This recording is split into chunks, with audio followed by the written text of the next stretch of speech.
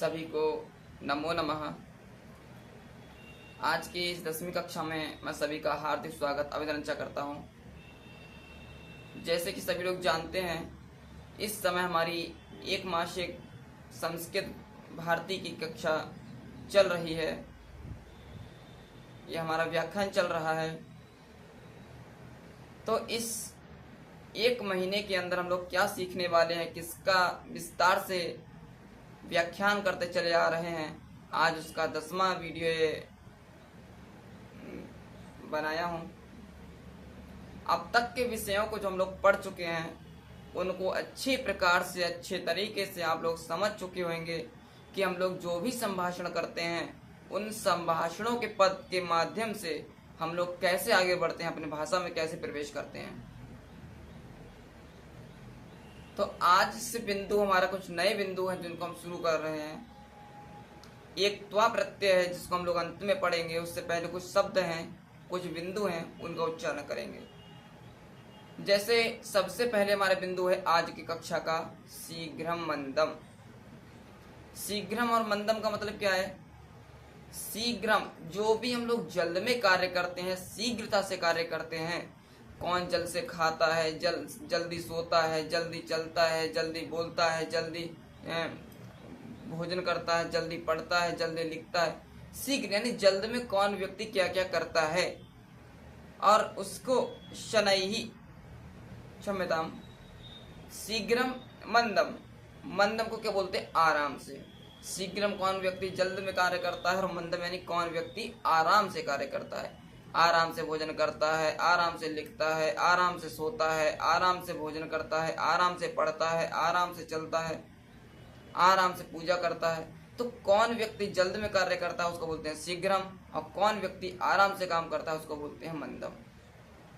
पुरुषः शीघ्रम चलति, बालकः मंदम मंदम चलति।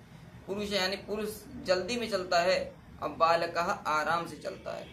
सिंहः शीघ्रम धावति, शुनकः मंदम मंदम चलति।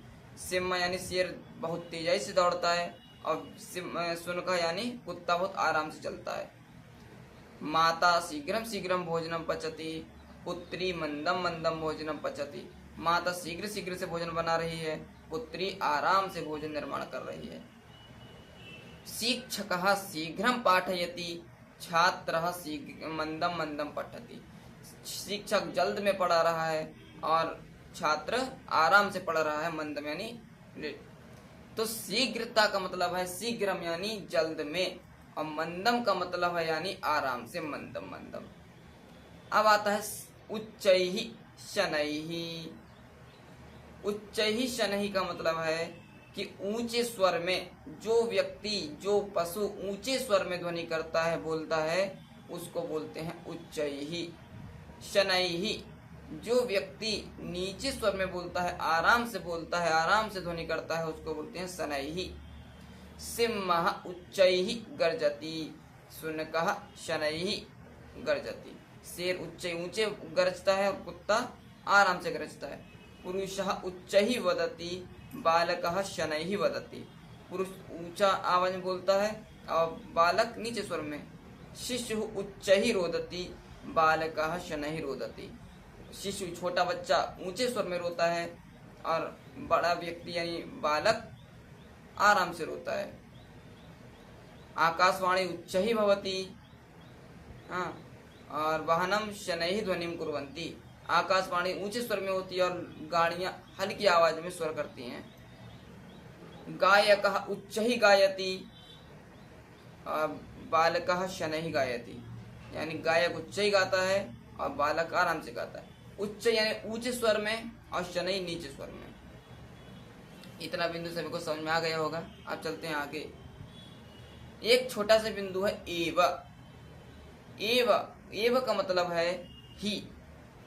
मैं दूध ही पीता हूँ, मैं संस्कृत में ही बोलता हूँ, मैं शयन ही करता हूँ, मैं पढ़ाई ही करता हूँ, मैं लेखन कार्य ही करता हूँ, मैं पूरे दिन भ्रमण ही करता हूँ। तो जो ही लगा रहा उस ही का मतलब है एव। अहम भ्रमणम एव करोमि, अहम शयनम एव करोमि, अहम भ्रमणम एव करोमि, अहम दुग्धम एव पिबामि, अहम लेखनम एव करोमि, अहम संस्कृतेन एव वदामि।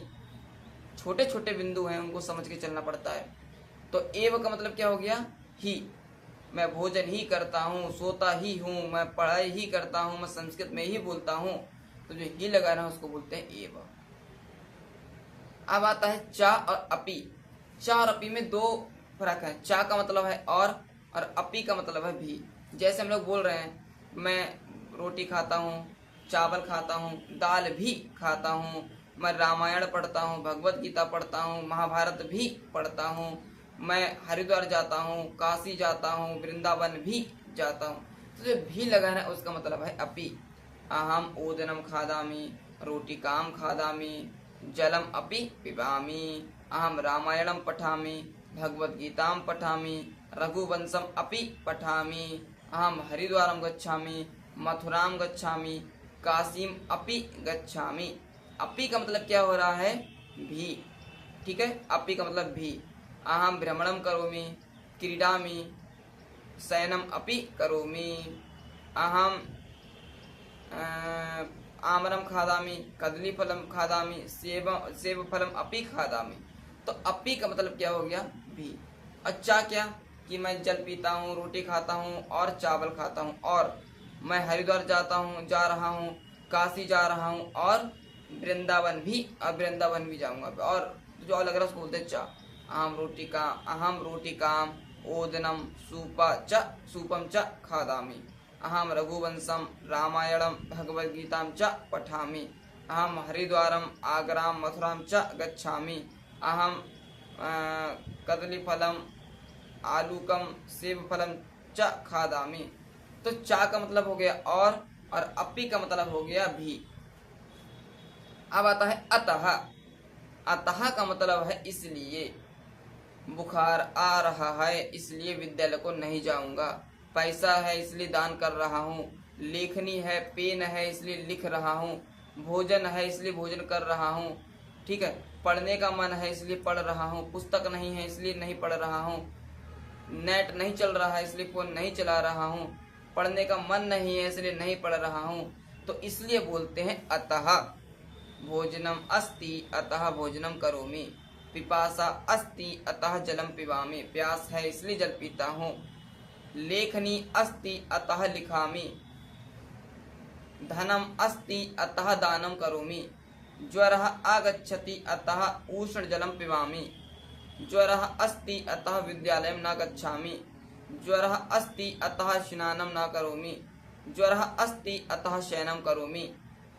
तो अतः का मतलब हो गया इसलिए। वृष्टि भवति अतः छत्रं क्रीडामि, यानी बारिश हो रही है इसलिए छाता को खरीद रहा हूँ। मंदिरम अस्ति अतः पूजां करोमि, मंदिर है इसलिए पूजा कर रहा हूँ। अतः इतना विषय सभी को समझ में आ गया। इसके बाद हम लोग आपको एक 3 रूप बता रहे हैं, राम रमा फल। हम लोग भविष्य में विभक्ति भी पढ़ेंगे, तो उन विभक्तियों को पढ़ने के लिए हम ये 3 लिंगों में रूप याद करते हैं। अगर हम 3 रूप याद कर लिए तो 3 रूप के स्थान पर 3 करोड़ रूप याद कर सकते हैं। अगर पुल्लिंग जितने भी रूप होते हैं राम की तरह चलते हैं, राम की तरह मैं जो बोलने जा रहा हूँ।